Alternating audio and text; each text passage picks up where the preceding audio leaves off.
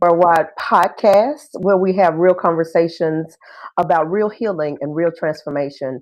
I am your host, certified transformation life coach Takenya K. Johnson, and tonight we have another special conversation. It's connected with the scars that carried beauty, a healing and love anthology series. Yes, this anthology was created to give people permission to tell their truth about the scars that they carry, but also we recognize that there is beauty, there is wisdom, healing, and purpose that is all connected into those who survived it. Tonight, we're talking about something that touches so many relationships, but it also is a way that we can talk about some things that happen in those relationships, like betrayals, accountability, forgiveness, and what happens when hurt changes both people. My guest tonight is Franchesca Marie.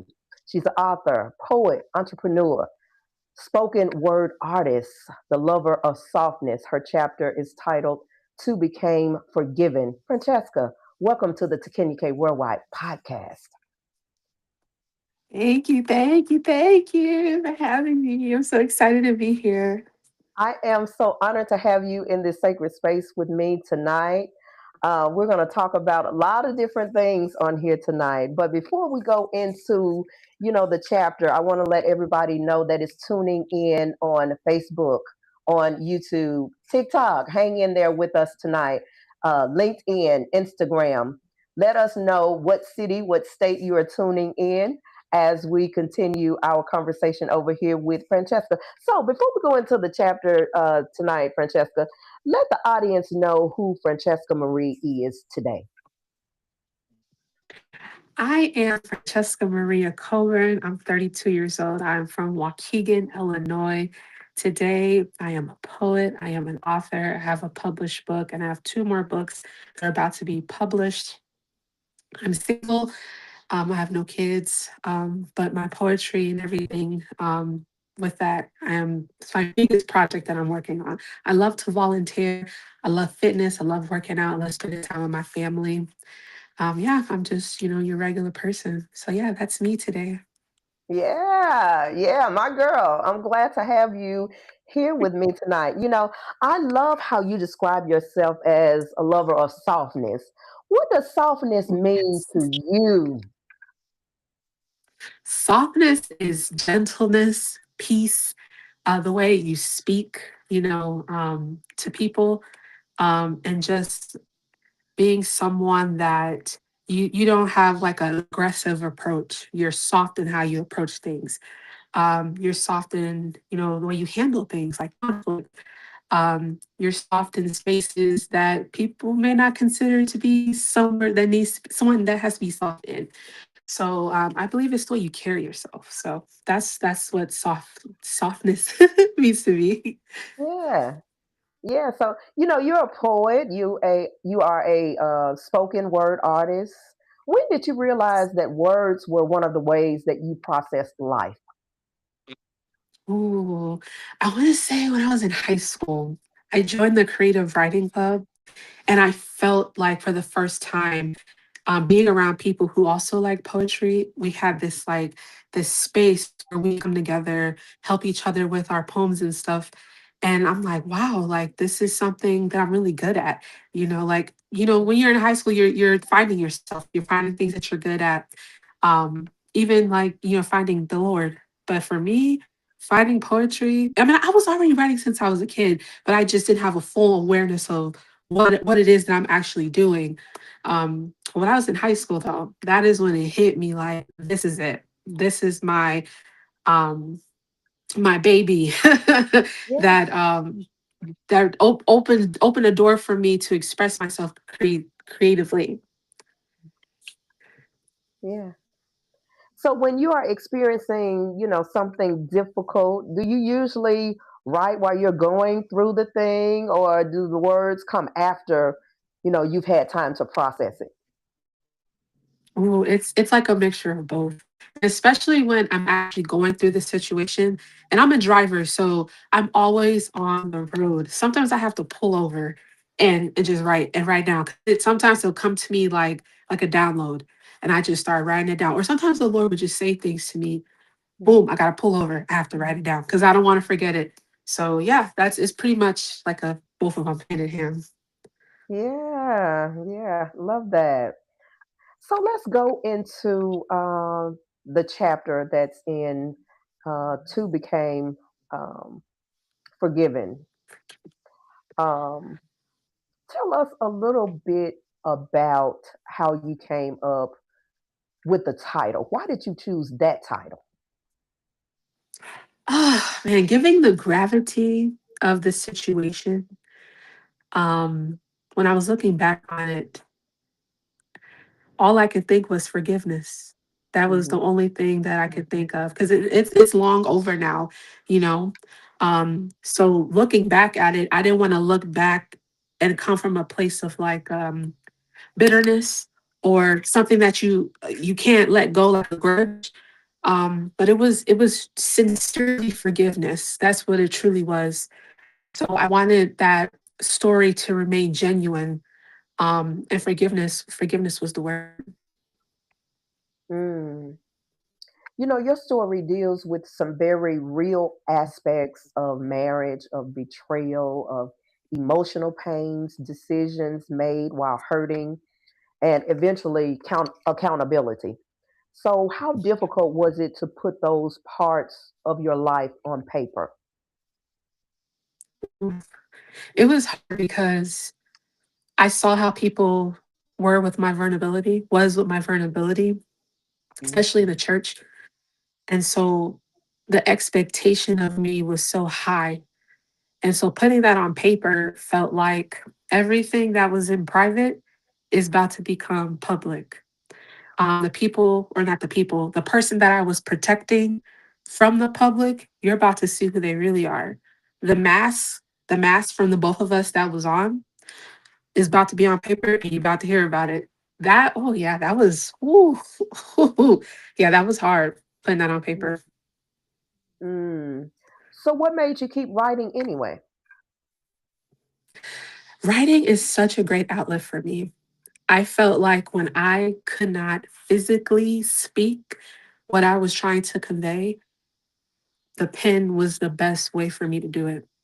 I could process everything that I'm saying and put it out. Nobody's going to interrupt me. Nobody's going to gaslight me. No one's going to Mhm. say that I'm lying. No one's gonna challenge what I have to say. And I'm not saying that's a bad thing, but when you are processing your feelings and me just being in that space where my feelings were always minimized, always being hard on, it was so hard to speak. So putting it on paper was a continued process to help me get through that. Yeah. So, was there a point when you looked at yourself and you realized that the pain it was changing you? Ooh, yes. Mhm. Yeah. And Mhm. it's hard to like sit with yourself and you Mhm. notice that it's changing you. And I remember the day that it happened. And one thing that I like about the Lord is that He gonna get you together. Yeah. And Oh, that day, absolutely. I was dealing, I was dealing with bitterness. And I remember I went for a walk because I just couldn't deal with it no more. I couldn't be in the same presence as this person. So I Mhm. left my house and I walked to my church. And I sat down on the steps and the Lord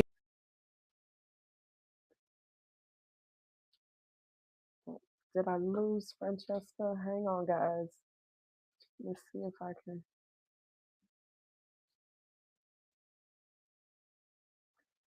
Hang on, guys. We're having just a little technical difficulties here.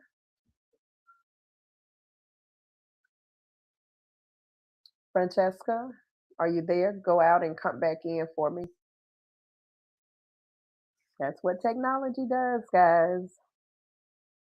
Hang on in here with us. We're talking with Francesca. We are going over the beauty, the scars behind the beauty, and she was talking about her chapter title, "To Became Forgiven," and some of the betrayal that was in marriage, the accountability, the forgiveness, all of those things take place, when you are going through different challenges, you know, within a marriage. Hey there, you back? Can you hear me? Uh, let's Okay. see. We're back. We're back. Okay. Okay. I think we're back. Okay. Can you hear Can you me? hear? Yeah, I can hear you. Hmm. Okay. I, Cool. okay, I Okay. can hear you. So I was just telling the audience, about sometimes we go through different things, in marriage, in divorce, some betrayal, but there also has to be accountability and forgiveness and all of that. So I want to ask you this, what happens to a woman when she stays in survival mode for too long? Ooh. I would say the first thing is a lack of peace. Mm, Um, 'Cause you're relying on those things that keeps you in survival mode, that keeps your head above water. But you are going to experience burnout really fast, and a lack of peace will come. I know that because I experienced it. That was the first thing that I experienced was a lack of peace. mhm. You don't have to tell this story as though you were perfect. That's in any type of marriage, divorce, relationship, partnership, whatever it is. You just have to acknowledge your own decisions and the consequences, right? So, how difficult was it to move from saying, look at what happened to me, to asking, what do I need to take responsibility for the part that you played? Well, when my divorce was finalized, the first thing I did was I immediately went to therapy. I didn't, do anything else. That was literally the first thing I did, and that was the question that was asking me: How did you get here? What happened? What did you do? And I had to sit with that. Answering the questions was so freeing because there was no way I could not sit with that and not be honest. So I definitely had to be accountable and acknowledge it. And yeah, I did have to go back without, explaining everything, but I definitely had to go back to day one, acknowledge what I experienced, and then the next one, and the next one, and the next one, and the next one, what I could have done better. Um, yeah, I definitely had to do that. And then the next step after that was after the acknowledgement, after the accountability of where I went wrong, I had to forgive myself. That was Mm, that was I can't stress how hard that was. I was so hard on myself. mhm, It was the shoulda, couldas, the wouldas, maybe I should have did that better. Um, but I had to forgive myself. And as mhm, hard as that was, I'm so grateful for the grace of God to endure that season of allowing myself to let go of all those things because it became a weight eventually. So, yeah. mm. So, what would you say to the woman who is thinking, he hurt me, so I'm going to show him how it feels? It's not worth it. It's not worth it. It's never, it's never, ever. It's not worth it. I can't stress that enough. Uh-huh. I literally can't stress that enough. It is not worth it. It's not worth it. I don't care what the world says. I don't care what anybody says. Your girlfriend, your best friend. I don't care who it is. It's not worth it. Don't do it. Yeah, because us girls, we're gonna ride for our girlfriends. We are gonna ride for our girls, you know. But like you Yes. said, it's not even worth it. So tell me this: is there a difference between getting even and getting free? Oh yeah. It is definitely a difference. I felt like if I would have chose to get free instead of getting even, I would have prolonged not as my suffering wouldn't have been as much. And I wish that I would have chose to get free instead of getting even because that's exactly what I did. That's exactly what I did. Hmm. We just talked about, forgiving yourself Because sometimes it's so hard for us to forgive, ourselves. We can forgive everybody else, but when it comes to us and looking in that mirror, and that reflection that comes through that mirror, it's so hard for us sometimes to Mhm. forgive ourselves. So how did shame show up in your healing journey? Ooh.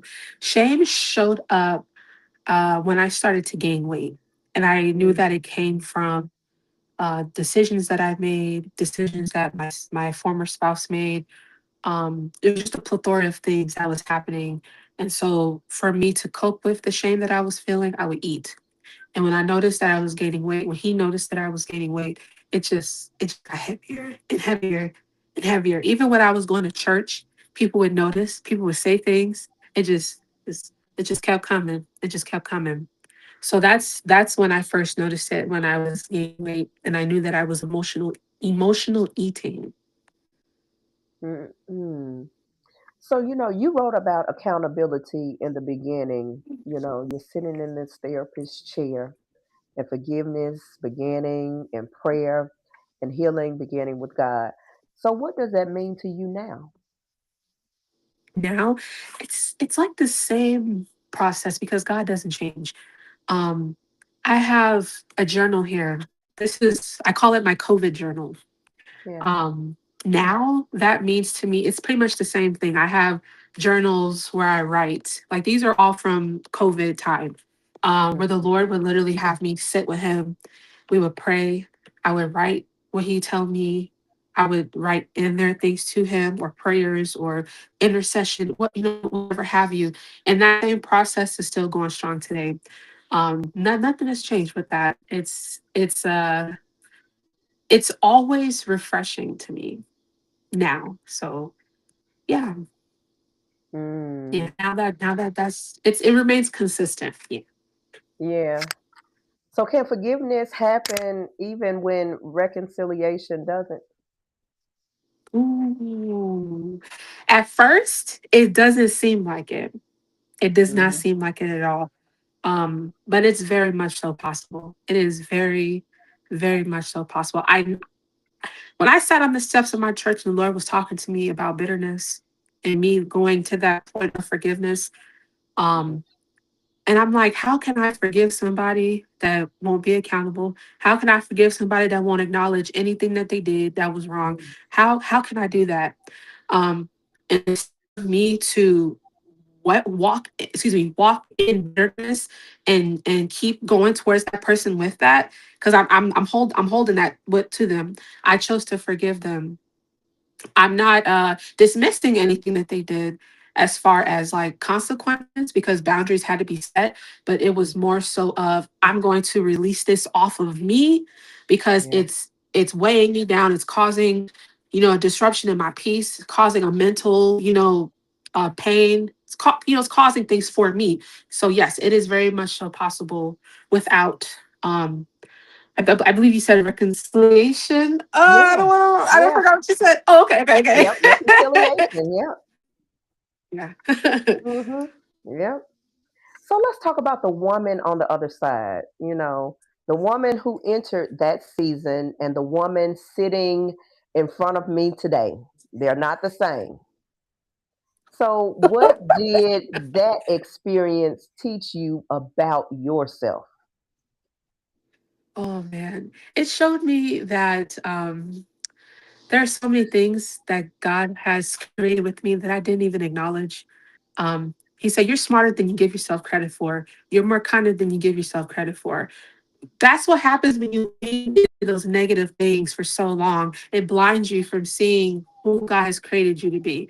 And when I saw that, I was like, oh my gosh, what? It was like, it was so freeing, Yes. having those weights taken off of you. And, you can breathe, you feel lighter, you have a Hmm. smile on your face, you have joy in your spirit. Seeing all of that really blessed me. um I was just so happy. I was so happy because those things were no longer a burden. They were behind me. I could look at you and I could pray for you sincerely. I can give you a hug. I could share the gospel with you. I could do all these things, and it's in the past. It's no, you know, bringing it up again. So Hmm. So, yeah. what did it teach you about love? Oh my gosh. The Bible says that love keeps no record of wrong. Wow. And if I told you that I loved you, if I told you that I love you, I would not be walking in that. And of course, I had to repent and get back and go do it again. So it really taught me truly that love keeps no record of wrong. That was probably the biggest thing. And love also is restoration. If we truly forgive, if we truly reconcile, if we truly hold ourselves accountable and make changes to be better and walk in love, oh yes, it will restore. It will most definitely restore. Mm, Those are the two biggest things I learned about love. yeah. Yeah. So, what boundaries does the healed Francesca have that the younger Francesca didn't have? Ooh, I was a huge people pleaser. So Mm. that starts now of me saying no. If I'll show you the audacious things that get said to me, I have to say no. It's oh, I almost said something. It's a heck no. And I'm trying to keep it, you know, as much clean as possible. But it's just it be that crazy, and I'm like, Yeah. you got to say no. And then, you know, Yeah. I feel like sometimes you get tested to see if you're gonna go back to those old processes. And I'm more quick to forgive. I'm more quick to not hold on to an offense. I'm more quick to give you space instead of, being aggressive and wanting to talk about it now. I give you time to process. I give myself time to process. And then I create a safe space for us to come back together and talk about it. The old me, I would have never done that. I would have been in your face and we're going to talk about this right now. And I've been super aggressive, but no, not now. Um, and definitely respecting somebody's no, respecting somebody's yes, Hmm. not taking advantage of someone's kindness Yep. towards me, recognizing when someone's doing that to me and not allowing it. um and it's a list I could say. But I Yeah. would definitely say the biggest one for me was not holding grudges and letting things go, not being so quick to hold on to an offense, Hmm. but being a peacemaker. I would say Mm. that's the biggest change that I've seen. Hmm. Yeah. So, what does softness look like after you've experienced this betrayal? Ooh, that's a beautiful question. Softness looks like right now is guarding my heart and not, rethinking situations. Now, sometimes when I do that, I have to be very careful because I can easily get emotional about it again, especially something being so impactful. But softness is guarding my heart. Softness is having self-care days of for my mind, my body, my emotions, my will. Shutting off my phone, not being so caught up in things, taking time for Francesca, spending time in prayer, spending time with the Lord, making sure that I'm spending time with my family and making space for things that matter for me, matter to me. That is what that looks like now after betrayal for me. Mm. So, let's talk about the scars that carried beauty. This entire project, it's built around the ideas that a scar means that something happened, but it doesn't mean sometimes that everything has healed in our hope, in our lives. So, what is the beauty that your scar carries? Ooh, the beauty, I would say, the beauty that my scar carry is kindness, Mm, encouragement, um, being someone that holds space for people to talk about their scars and mhm, creating safety for them to trust me with their vulnerability. mhm, That is something that I do not take for granted, because it seems like when I when I release what my scars went through poetry, I attracted people that needed to do the same thing. It wasn't through poetry, but they needed to talk, they needed to vent. And so I created safety for them. And I would say that that's probably the number one thing that I love it. I love so much that people can trust me with that, and it gets handled beautifully. Whether I pray for them, whether we write something down, like a note or something for them of encouragement, no matter what it is, just to be trusted. Like it just blesses me, and I give all glory to God for that. Um, but I would say that's what that is right now. Mm. So, if you could sit beside the younger Francesca at the most painful points of this story that you are writing in this chapter, what would you tell her? I would tell her, um, I would tell her to forgive. Mm. I would definitely tell her to, I would tell her to not go and get even. I would definitely tell her to guard her heart. I will also tell her to don't force a man to love you. He is showing you he love you at the moment. Um, and also, I would tell her, even if you are in an unequally yoked marriage and the Lord is giving you guidance, be obedient to what He is telling you to do. Mhm. Yeah, that's what I would tell. That's what I would tell the younger version of me. Yeah. So, who do you believe needs to read Two Became Forgiven?